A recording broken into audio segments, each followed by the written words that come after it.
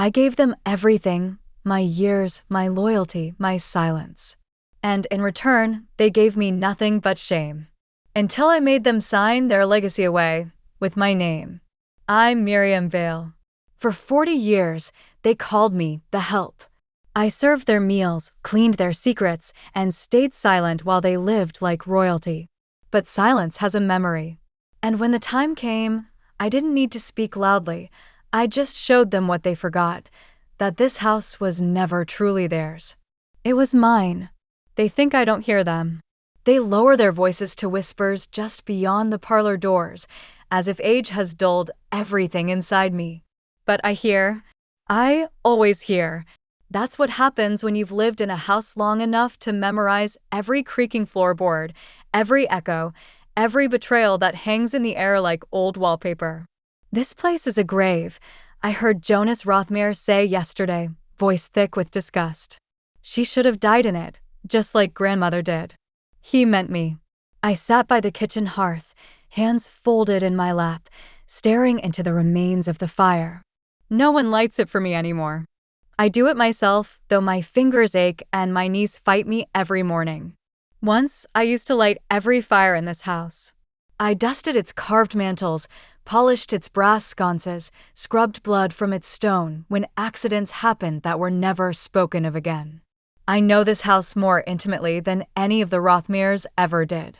And yet, they act like I'm the infestation, something to be cleared out. They call me the Help, even now. But I've not drawn a paycheck in 15 years.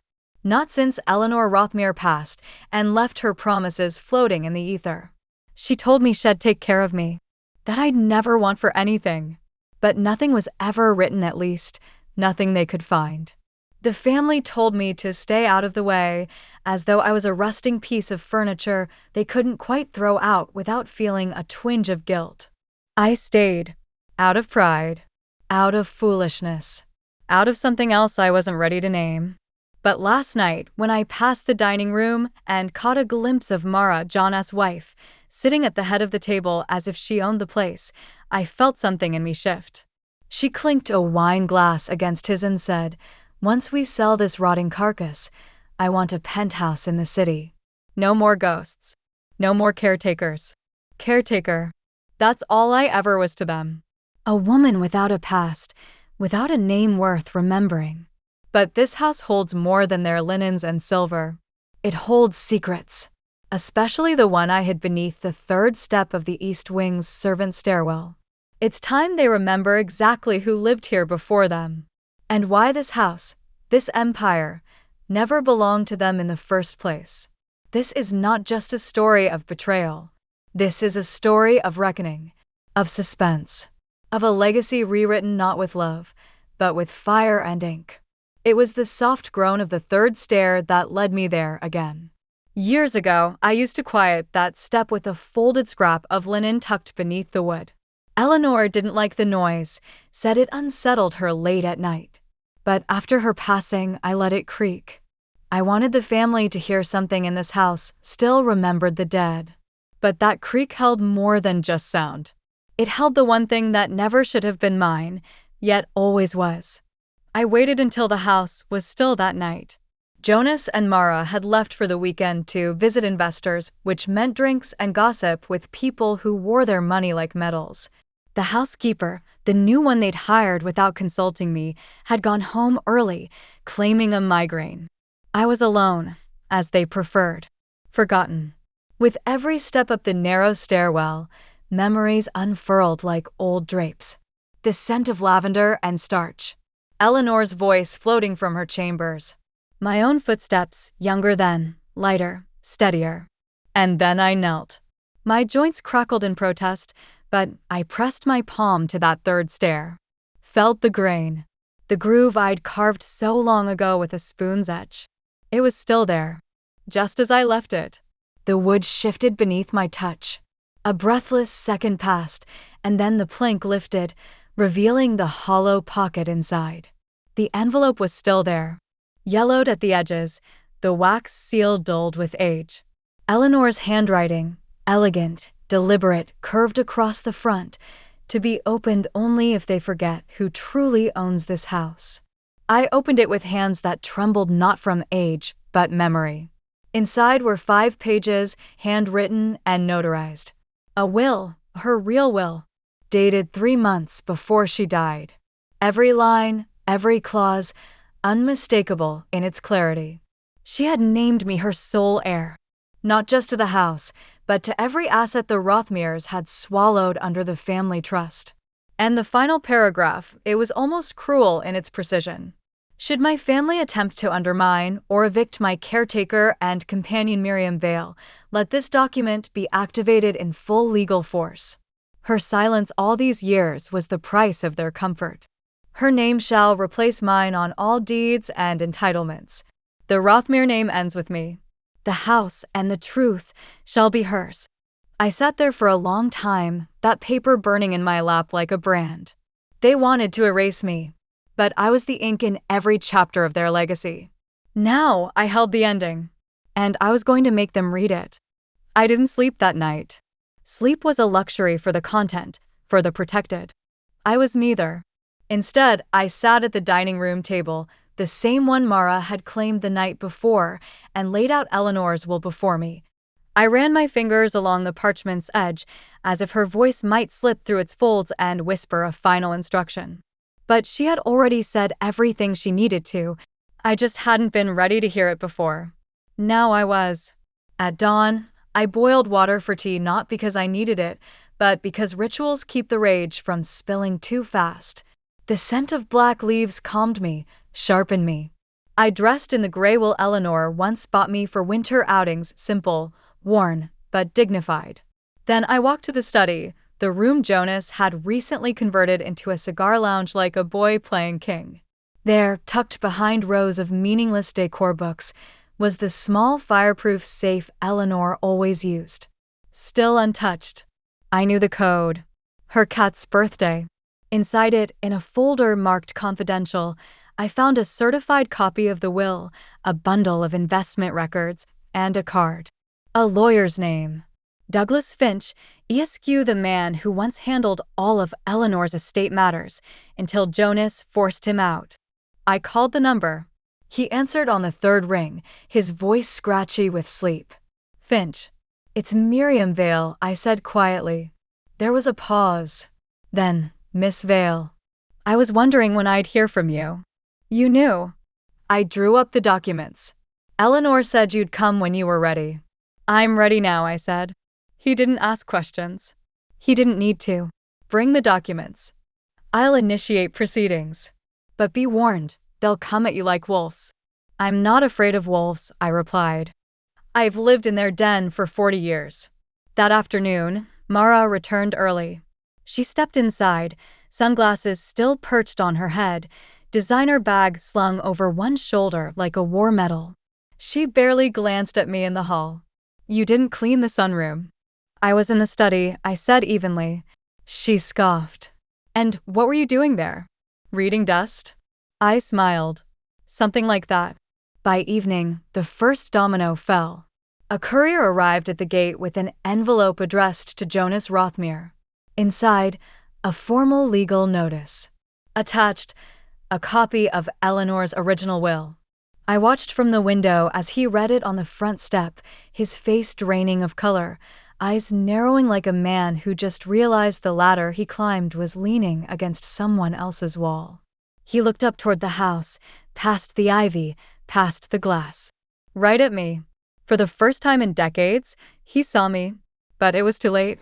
The storm had begun. The house buzzed like a wasp's nest the next morning. Doors slammed. Phones rang. Footsteps hammered the halls.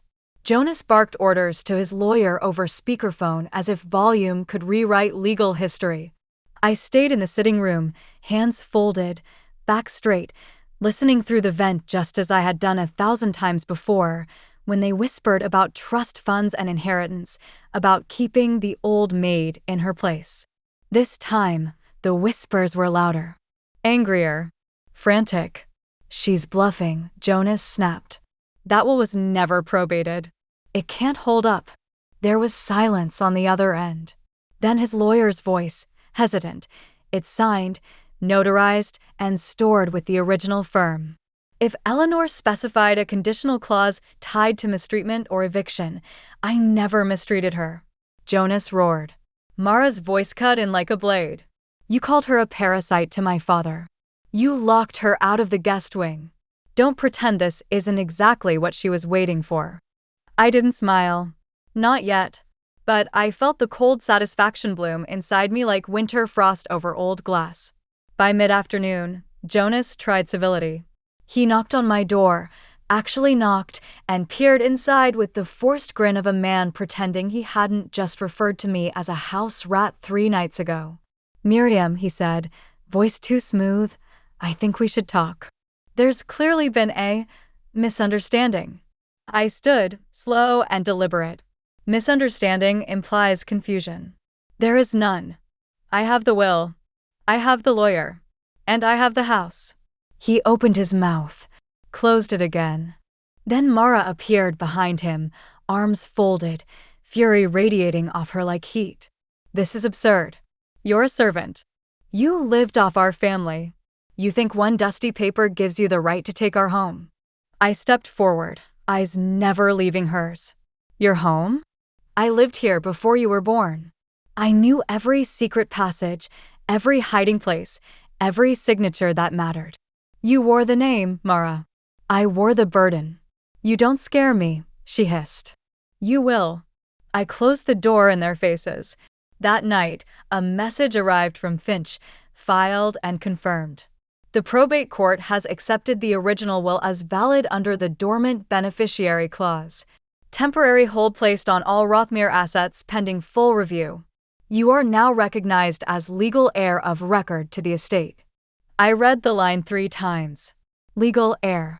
The words landed like thunder in my chest. They had taken my dignity. They had erased me from every family photo, every holiday, every inheritance conversation. But now, I had their name, their fortune, their future, and I was just getting started. In the grand hall, above the fireplace they never let me touch, hung the official Rothmere family portrait. Commissioned in oil and ego, it showed Eleanor seated like royalty, Jonas standing behind her in a crisp navy suit, and Mara, with her manufactured smile and gloved hand resting on Eleanor's shoulder. There was no trace of me, not even in the background, where I often stood in reality, holding Eleanor's shawl or pouring the tea just out of frame. They'd frozen history in paint, scrubbing me out like a stain. So the morning after the legal filing, I asked for the ladders. The housekeeper, bless her, too new to know her loyalties, helped me pull the canvas down. We carried it to the parlor, where I leaned it against the wall and stared at it for a long time. Not in mourning, but in appraisal. Jonas stormed in just as I was brushing dust from the frame. What the hell do you think you're doing? Preparing for renovations, I said calmly. The house will be refitted under new management. He looked at the portrait, then back at me. You can't erase us. No, I said, my eyes narrowing. But I can make space for the truth. With one slow, deliberate motion, I turned the portrait around and took a marker to the back. I didn't need a crowd or an audience. I simply wrote one word in Eleanor's own handwriting, copied perfectly from the will. Ours. Word spread fast. That the Rothmere family had been disinherited. That a mere servant had taken control. The social vultures of our town circled with delight. Neighbors who'd once refused to meet my eyes at events were suddenly calling me Mrs. Vale with syrup in their voices. And yet, Mara couldn't stay silent. She threw her first stone in the press. A tasteless article, anonymous, but clearly hers, leaked into a society blog. Former housemaid claims inheritance after manipulating elderly matriarch. Sources say caretaker was never more than a paid shadow with delusions of grandeur. I read it over breakfast with my tea and clotted cream. Then I made my own call. To Finch. We respond, he asked. No, I said, stirring slowly. We show. That weekend, I hosted my first event. The press called it the Reclamation Gala. Invitations embossed with gold ink and sealed in the Rothmere crest, my crest now, went out to every name in Eleanor's original guest book. I wore Eleanor's brooch and her sapphire silk gown. I entered the grand hall from the top of the stairs, pausing as gasps rippled through the room. And then, like clockwork, Jonas and Mara arrived, uninvited, seething.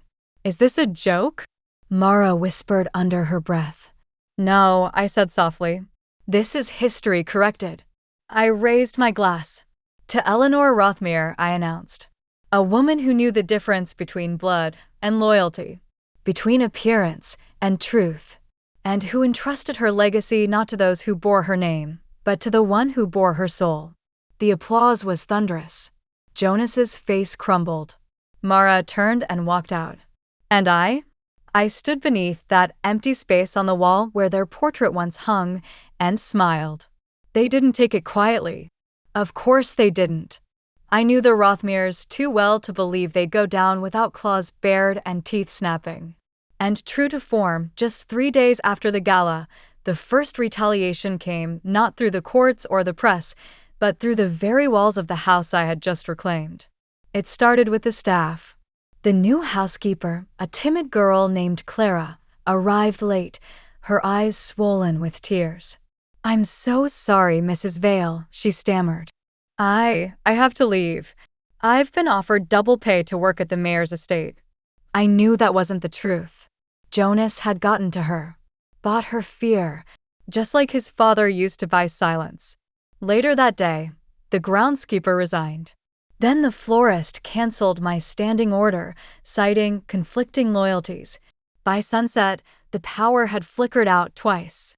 Not a storm, not a fault. Sabotage. Jonas was trying to isolate me, cut me off, starve the house of life until I abandoned it like a rotting carcass.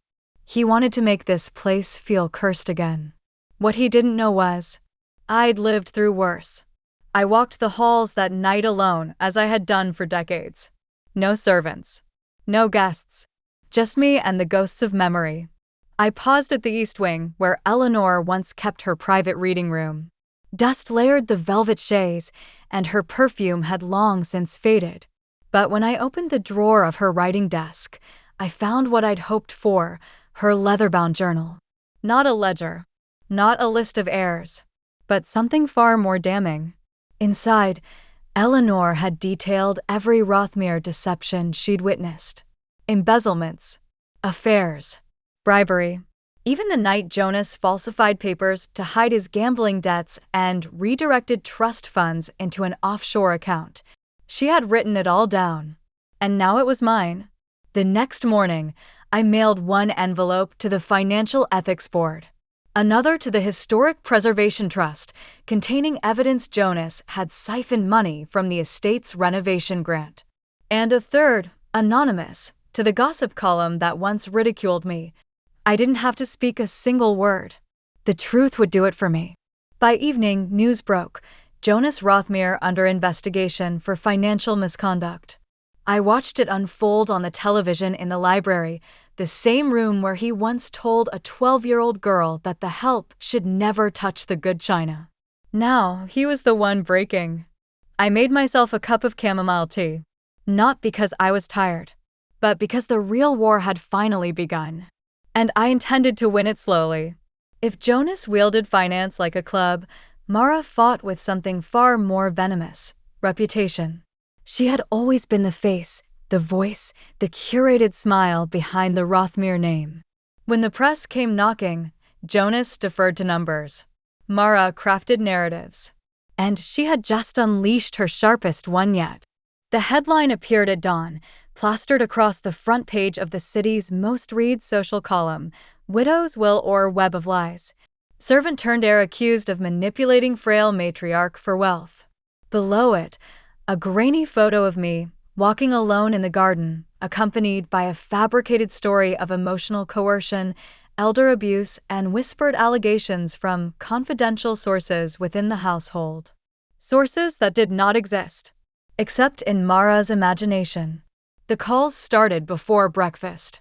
Journalists, lawyers, distant relatives I hadn't spoken to in decades. Some with questions, others with veiled threats. But the cruelest call came from someone I never expected, Eleanor's niece, Frances, a woman I had once held through 2 miscarriages, comforted through 3 divorces, and tucked into bed as a child when she was too frightened to sleep upstairs alone. "Miriam," she said, her voice brittle, "this story, it's everywhere.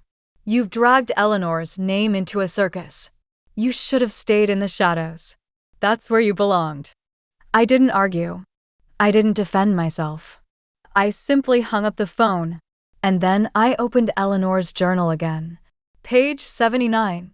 A handwritten letter from Frances to Eleanor, begging for a loan, threatening exposure of her father's indiscretions if it was refused. I stared at it, my hand trembling slightly, not from age, but restraint. They had forgotten I knew everything. They had forgotten I remembered everything. And now they'd forced me to remember too much. That evening, I stood before the empty frame in the hall. Where their family portrait once hung, I placed a new canvas. Blank. Untouched. Unnamed. It wasn't meant for me. Not yet. But it was waiting. And soon, the world would know whose legacy truly lived in this house. The next morning, I called Finch. "Mara's trying to paint me as a fraud," I told him. "I want every document, every record, and every signature Eleanor ever filed digitized. I want the press to choke on facts." "And the portrait?" he asked. I looked up at the blank canvas. "I'll finish it when the house no longer remembers their faces." There was a drawer in Eleanor's bedroom she never let anyone open, not even me. She kept it locked with a brass key that hung on a chain around her neck until the day she died. After her passing, Mara and Jonas raided her belongings like vultures at a banquet, but they couldn't find the key. They never knew where she'd hidden it. I did. It was stitched into the hem of Eleanor's favorite curtain, the one she insisted remain in place even when the rest were changed. She once told me, "This house hides what it loves, Miriam." Just as I do. Now I understood. I fetched the key that evening, hands steady, mind sharp. The lock clicked open with a reluctant groan, revealing a collection of envelopes tied with a crimson ribbon. Dozens of them, their corners frayed with age. They were letters. Not from Eleanor, but to her. From me. I had forgotten I ever wrote them. Years ago, before her health declined, I used to scribble down thoughts on scraps of paper. Things I was too proud or afraid to say aloud. Gratitude. Resentments. Moments of quiet despair. Eleanor had asked me to leave them in the old silver box by her bedside, claiming she liked reading my whispers. I never knew she kept them. Every single one. One by one, I read them again. "You defended me in front of Jonas today. Thank you. I fear someday they will forget I have a voice.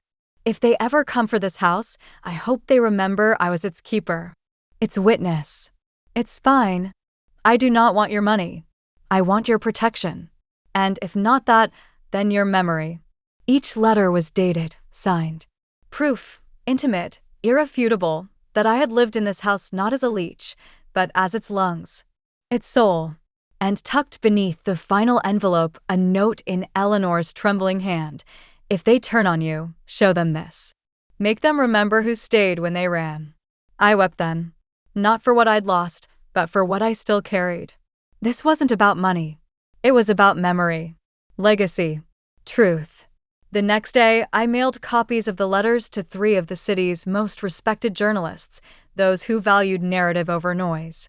Then I sent a message to Finch. "Call a press conference," I wrote. "It's time I speak." At noon, I stood at the top of the manor steps. Cameras flashing, reporters shouting questions. And for the first time in my life, I faced the world not as the help, but as the rightful heir. "My name is Miriam Vale," I began, my voice clear as glass. "For 40 years, I served the Rothmere family. I was not their maid. I was their memory keeper, their guardian, their scapegoat. But most of all, I was Eleanor's chosen." I held up a copy of the will, the letters, and the deed. "These are not threats. They are truths. This house remembers. And now, so will you." Inside, Mara threw a glass against the marble wall. Jonas buried his head in his hands. And the house?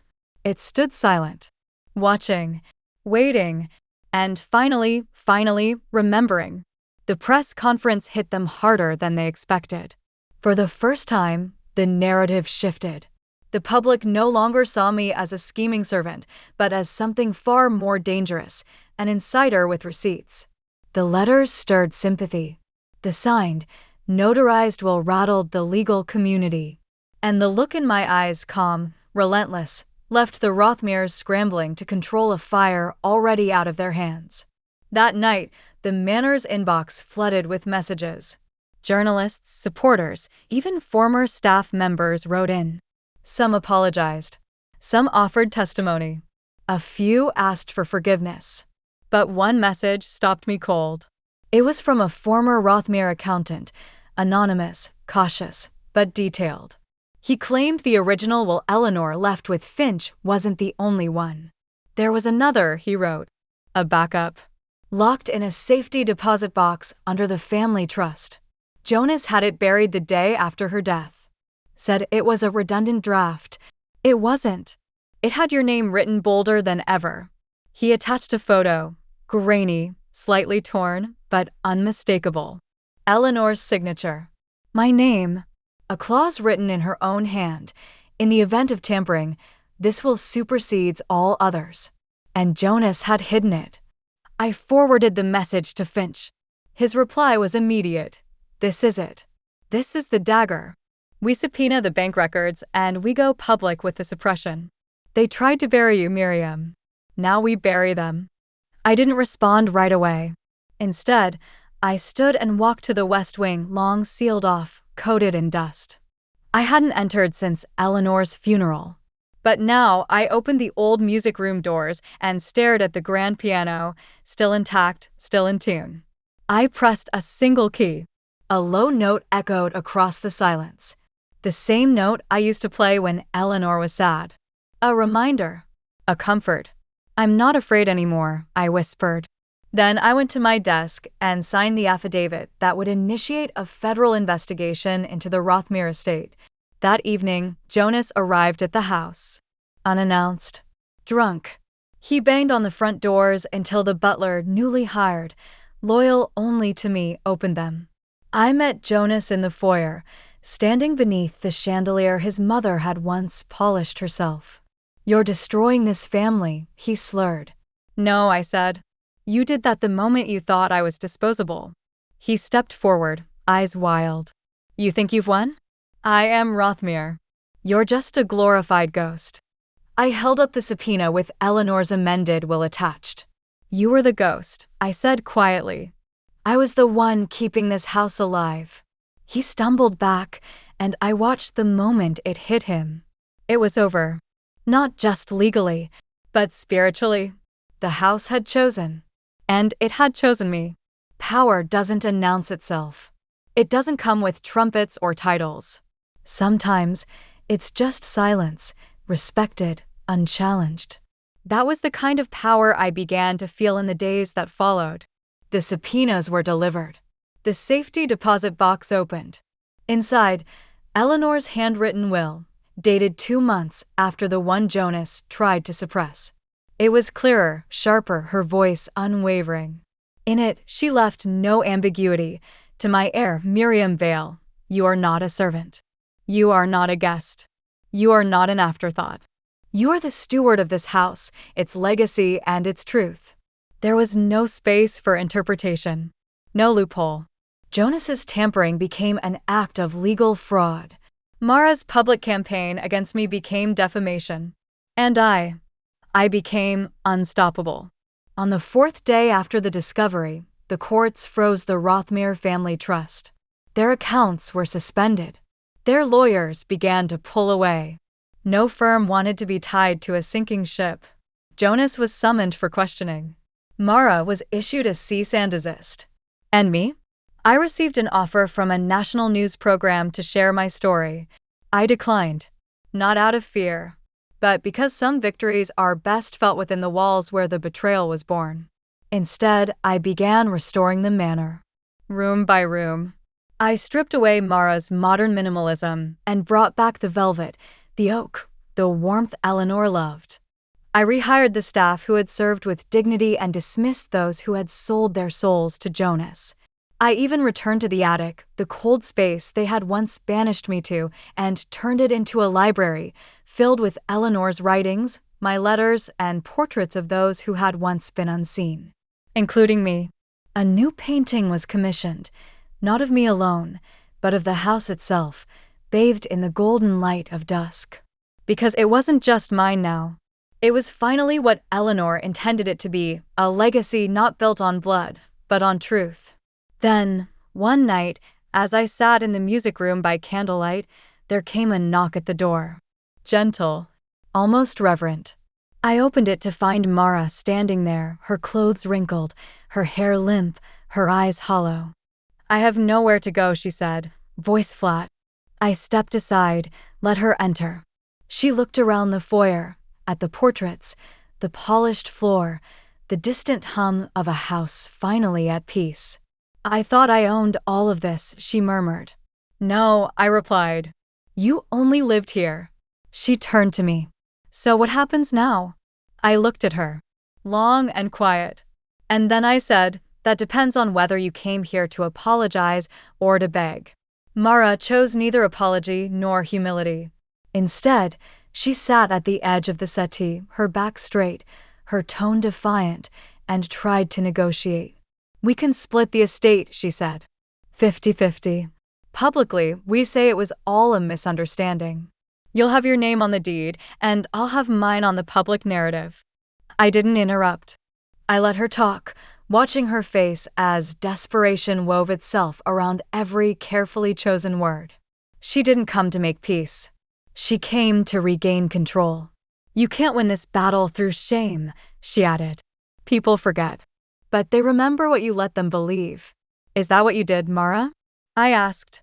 "Let people believe I was nothing?" She flinched. "Not much, but enough. I let them believe what they were comfortable believing," she whispered. "And now?" I said, rising slowly. "Now they'll believe the truth." The next morning, Mara found herself evicted from the penthouse downtown. Her name, previously tethered to the Rothmere Trust, had been stripped from the estate holdings. Her bank accounts were no longer fed by dividends Eleanor once signed off on. She tried to appeal, of course. Filed a suit claiming emotional coercion and manipulated influence. But the court had seen enough. Between the original will, Eleanor's journal, the buried letters, and the sworn testimony of former staff who remembered how I was treated, Mara's claims dissolved like ash in rain. Her suit was dismissed. Her credibility annihilated. Jonas fared no better. The investigation into his financial manipulation turned up years of hidden debt and fraudulent filings. The Rothmere name, once spoken in reverence across city foundations and charity balls, now earned only whispered mockery. He was charged with financial misconduct and forced to forfeit the remainder of his shares in the family's offshore investments. And in a final twist of irony, the mansion, my home, was named a historical landmark under my stewardship, making it impossible for either of them to ever reclaim or demolish it. The house would never forget me now. In the weeks that followed, the estate transformed.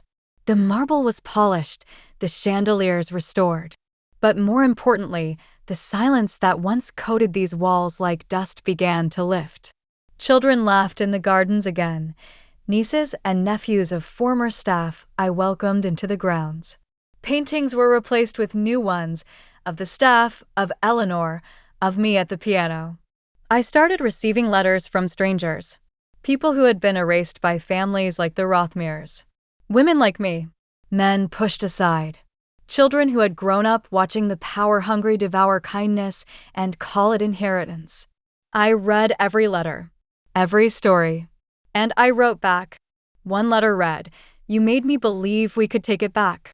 That even the smallest voice can echo louder than a dynasty." I framed that one. Hung it in the old library, above the original will. Because power doesn't always come with bloodlines. Sometimes it comes from survival. From bearing witness.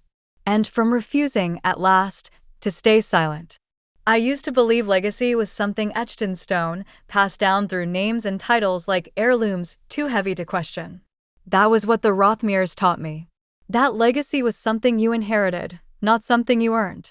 But now I knew better. Legacy wasn't in the gold-trimmed portraits or the land deeds. It wasn't even in Eleanor's signature at the bottom of the will. It was in the choices she made when no one was watching, and in the trust she placed in me.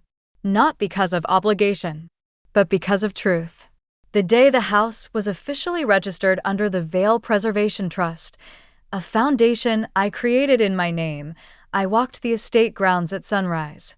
The air was cool, sweet with lavender and rain. And for the first time in years, I didn't feel like I was trespassing on someone else's life. I passed the old rose garden. Jonas had once ordered it torn out to make space for a tennis court. I restored it, thorns and all. I walked through the West Wing, where Eleanor once read her poetry. I turned it into a study room for girls from the local orphanage, girls like I once was, forgotten but not undeserving. And I stood beneath the grand staircase, where I had once carried baskets of linens and overheard cruel jokes about my place. Now, that space held a sculpture, a bronze casting of Eleanor's quill and my old servant's key. Two symbols. Side by side. Mara vanished from the headlines. Jonas moved abroad, desperate to outrun his scandal. But I stayed, not because I needed to prove anything anymore, but because the house still needed me. One afternoon, a reporter came to visit. She was younger than most, eager, eyes full of curiosity. She asked all the usual questions about the will, the scandal, the fall of the Rothmeres. Then she paused and asked, "Do you feel vindicated?" I looked around the drawing room, now filled with warmth and voices, not hollow grandeur. "No," I said. "I feel remembered." She blinked. "Remembered?" "Yes," I said. "All my life I was part of something that pretended I wasn't there.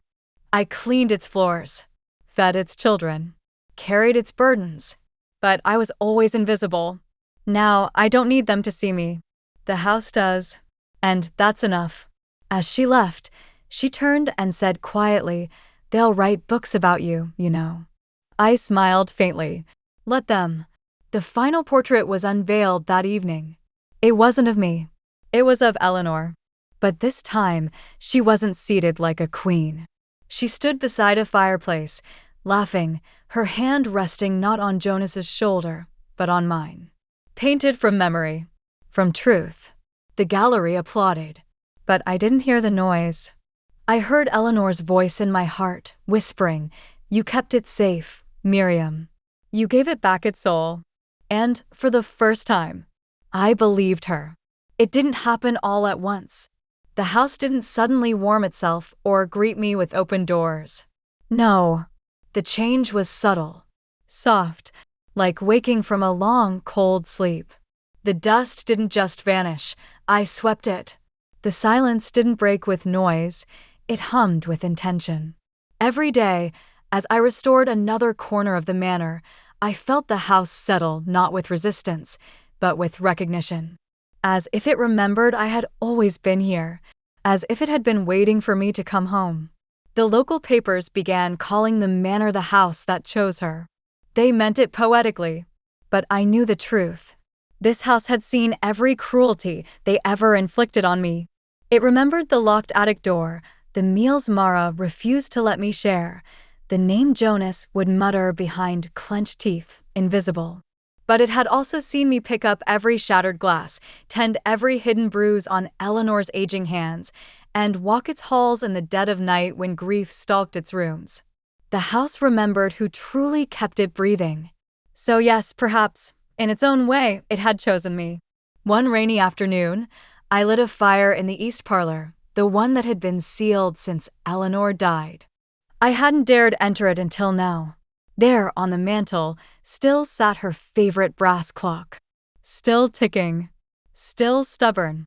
I sat in the same chair where Eleanor once sipped her brandy and dictated letters to high society friends. But I didn't feel like an imposter. I felt like a continuation. A legacy that had skipped blood and chosen devotion. That evening, I hosted a reading circle, something Eleanor always dreamed of but never had the courage to organize. We opened the parlor to the public for the first time, inviting women from every walk of life: caretakers, retired teachers, single mothers, elder survivors, daughters who'd been disowned for speaking their truths. They filled the room with laughter and strength, with story. And as I listened to them, I realized they weren't just visiting the manor. They were becoming part of it, living witnesses. New breath in old lungs. After they left, I walked the halls once more. No creaks, no groans, just the sound of peace. I paused beneath the old chandelier where Jonas once scolded me for using the front door. And this time, I smiled and whispered, "You were never the heir, Jonas. The house just never told you." Because some inheritances aren't written on paper. Some are earned. One step, one insult, one breath at a time. I found it tucked behind a drawer in the rosewood writing desk, Eleanor's final, unsent letter. The drawer had jammed for years, a flaw Jonas never bothered to fix. But that morning, as sunlight spilled through the east window and warmed the desk's brass handles, I decided to pry it open. It resisted me at first, then gave way with a sharp, splintered sigh. Folded carefully beneath a stack of old postcards was a thin envelope with no address, no date. Just my name in her familiar hand, Miriam. I unfolded it with the same reverence one might give to a burial shroud. Her words were not long, not polished like her usual letters, but they bled with honesty. "My dear Miriam, if you're reading this, then they've forgotten. Or tried to. Maybe they erased your name from the rooms you built or cast shadows over the sacrifices you made for this family. Maybe they've convinced the world you were just a shadow, a fixture, a faded memory. But I remember. You were never the help. You were the heart." I never had the courage to say it out loud, not while they were watching. I feared what they'd do to you. But I knew, deep in my bones, that this house was always more yours than mine. You didn't inherit it by blood. You claimed it through loyalty, grace, and silence. Break the silence now, and let them hear who you really are. Eleanor, I pressed the paper to my chest and let the tears fall. Not out of grief, but release. She had written it for me. For this moment. Not to grant me strength, I had already found it, but to remind me that I wasn't alone. That I never was. I framed that letter. Hung it in the music room beside the piano, where her presence still lingered in the dust motes and keys. And then, quietly, I added a plaque beneath it. Not just remembered. Not just reclaimed. Rewritten. The next day, I held a gathering in the manor garden. Not a gala. Not a press event. A memorial. But not for Eleanor. For the forgotten. For the housekeepers, the caretakers, the cooks, the companions. The women and men who had stood in the background of wealth, unseen, unheard. I read their names, those I remembered, those Eleanor remembered. And as I read, others stepped forward with names of their own. It was the quietest, most powerful moment the manor had ever hosted. The wind was still. The house was listening. And, for the first time in its long, haunted history, it understood. People often ask what I did with the fortune. Not the house. By now, they understood that was more than just property. It was my battle scar, my cathedral. But the fortune, the Rothmere wealth, the offshore accounts, the properties they once flaunted at charity auctions. I liquidated most of it. Not for revenge. For rebuilding. First, I established the Vale Foundation, a fund dedicated to supporting caretakers, domestic workers, and elder companions, those who worked in silence, who raised generations while being erased by them. Applications flooded in. Stories far worse than mine. A woman dismissed without severance after 30 years. A man blacklisted for defending an aging employer against abuse. I read every file. Not like a benefactor, but like a sister in arms. I knew their shame. And now, I gave them shelter. Then, I bought back the 3 properties Jonas had sold during his years of financial bleeding. The ones he claimed no longer held value. One was a cottage Eleanor adored, but was too humble for Mara's taste. Another, a coastal retreat where I once spent a winter nursing her through pneumonia. Each became a sanctuary, not for profit, but for peace, for healing. Inside the manor, I built something else, the Room of Names. It began as a hallway, one few ever used. But I filled it with portraits not of aristocrats, but of staff. Not in uniforms, but as they truly were, laughing, tired, proud. I placed brass plaques beneath each one, listing not their job titles, but their impact. Kept the household fed through rationing. Defended the staff from a drunken heir. Listened when no one else did. And among them, quietly centered, hung a photo of me. Taken last autumn, holding Eleanor's journal in one hand and a letter in the other. Not posed. Not polished. Just me. People came. Hundreds. Then thousands. Not tourists. Witnesses. They came to see the house that changed history not through wealth or scandal, but through remembrance. They stood in silence before the Room of Names. Some wept. Some whispered their own stories into the walls. And the house held them. All of them. One afternoon, a young woman lingered after the crowd had gone. She wore a nurse's uniform. Her eyes were tired but bright. She approached me shyly. "My grandmother worked here," she said. I looked at her face. There it was in the eyes, in the smile. "Clara," I said. "She was the girl who left when Jonas threatened her family." The young woman nodded. "She always said you'd outlive them all." "I didn't just outlive them," I said gently. "I outlived them." We stood in silence for a long time, surrounded by the lives the Rothmeres forgot. And then she said, "Thank you for turning ruins into home." I took her hand. "No, my dear. Thank you for walking into the ruins and seeing the truth that still lived there." The silence now was not the same one I'd lived with for years. It wasn't the silence of banishment, the kind they used to trap me in the attic, to freeze me out of dining rooms, to press like a weight on my chest while they passed me by with champagne and polished shoes. This silence was earned. Sacred. It was the kind of silence that came after a storm had screamed through your life and left you standing windblown, weathered but whole. Each morning, I walked the grounds before the manor stirred. I greeted the gardener, his hands always dirty, his smile always warm. He'd worked for the Rothmeres long ago and was the first to reapply when the estate was restored under my name. "You've got the roses back," I told him one morning. "No," he said, wiping his brow. "You brought them back." Inside, the halls that once echoed with distant, sharp voices now hummed with music. Not classical, not orchestral, just soft piano notes from the music room, played not by professionals, but by children learning their first scales. Young hands touching keys I had once polished with rags, now making beauty where silence used to reign. In the dining room, once Mara's domain of exclusion, there were now long, open tables where students, elders, artists, and strangers shared meals, not masks. I watched from the archway, unseen. Exactly how I liked it. Not because I was hidden, but because I was remembered, even when I didn't need to be seen. One afternoon, I stood in front of the old mirror by the grand staircase. I'd passed that mirror countless times, never once truly looking in it. I wasn't allowed to. Mara hated seeing staff reflections during parties. But now I stood alone and I looked. The face staring back wasn't a servant's. It wasn't a background character. It wasn't a victim. It was mine. Weathered. Sharp-eyed. Proud. Eleanor would have said I looked like the house, finally awake.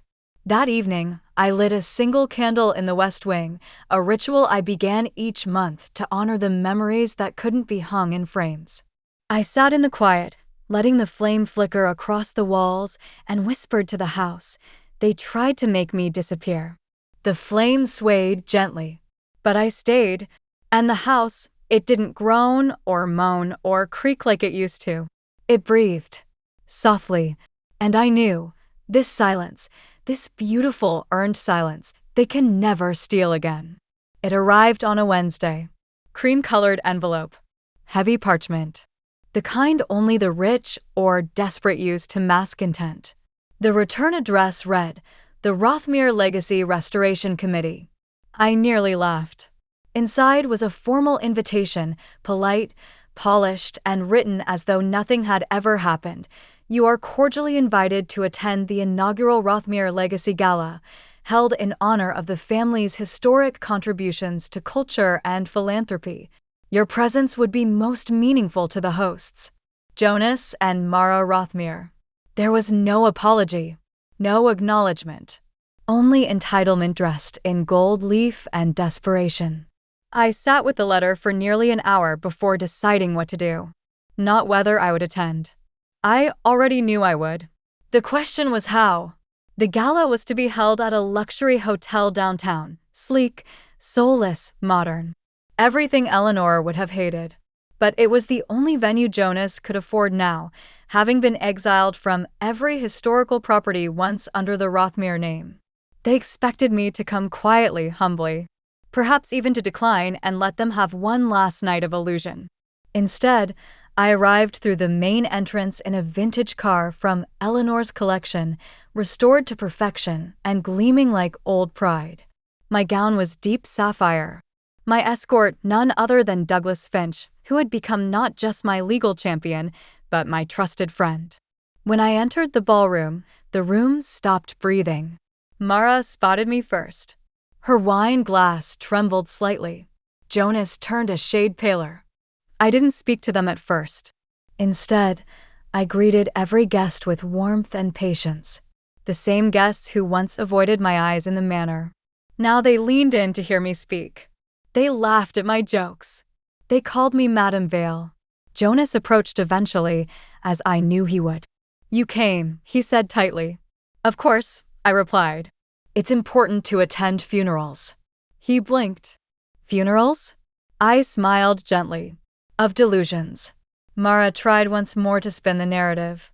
She stepped up to the podium and gave a speech dripping with false nostalgia and filtered truth. "Though we've faced recent challenges," she said sweetly, "we remember what the Rothmere name has always stood for: dignity, refinement, legacy." I let her finish. And then, when the applause faded, I rose and walked to the stage. There were whispers, shifting chairs, widened eyes. But no one stopped me, because I didn't need permission anymore.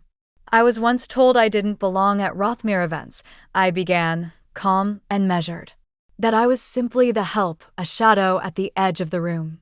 But now I stand here as the only one who never left the house, even when it tried to forget me." Mara looked away. Jonas clenched his jaw.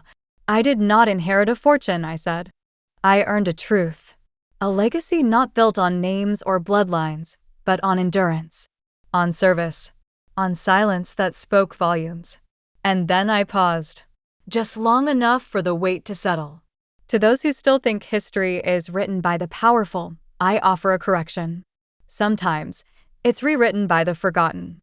The crowd erupted, not in chaos, but in respect. Jonas turned and walked out. Mara followed seconds later. And me? I stepped down from the stage and into the history they never saw coming. The morning after the gala, I woke to silence.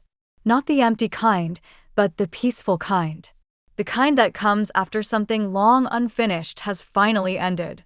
The papers called it a historic turn, the woman who reclaimed the Rothmere throne. Photos of me standing at the podium were splashed across national headlines. Not for vanity, but for vindication.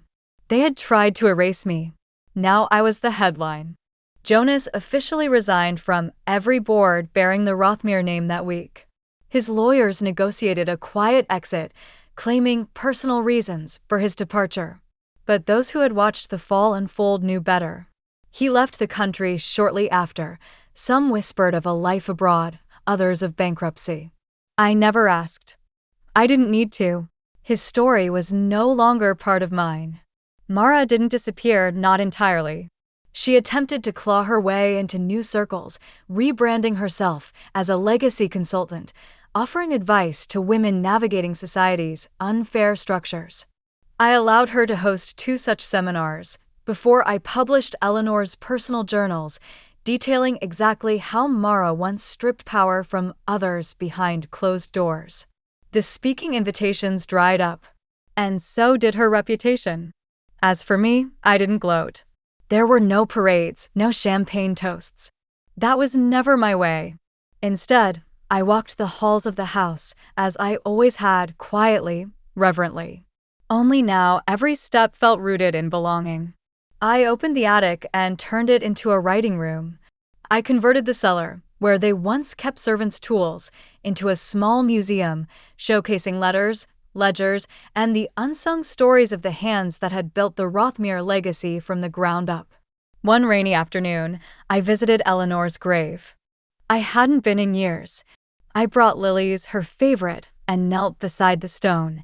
They know now, I whispered, what we were, what we carried, what we built. The wind was gentle. The trees above swayed, just enough to let one petal fall from my bouquet onto her name. And I knew she heard me. That evening, I stood at the top of the manor stairs, the same place I once stood unnoticed while they toasted a future that never included me. But this time, the room below was filled with laughter. Real laughter. The laughter of teachers, caretakers, community leaders, artists, orphans, and children, my guests. Not people of pedigree, but people of presence. The chandelier above glowed softer now. Not for spectacle, but for warmth. And I descended the stairs not as a servant, but as the final curtain fell on the Rothmere legacy. And the Vale legacy began. The house had always spoken, but only to those who listened. It creaked in judgment. It groaned in memory. It whispered stories through walls thick with secrets. And for decades, it had spoken their names, Rothmere, over and over as if reciting a curse. But now it said mine. Not loudly, not with ceremony, but in small, sacred ways.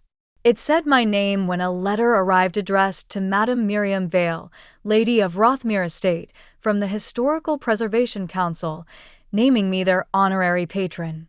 It said my name when the youngest member of the new staff, a boy barely 16, called me Miss Vale with wide eyes and a nervous smile, then asked if he could show me the flower he'd planted in the East Garden.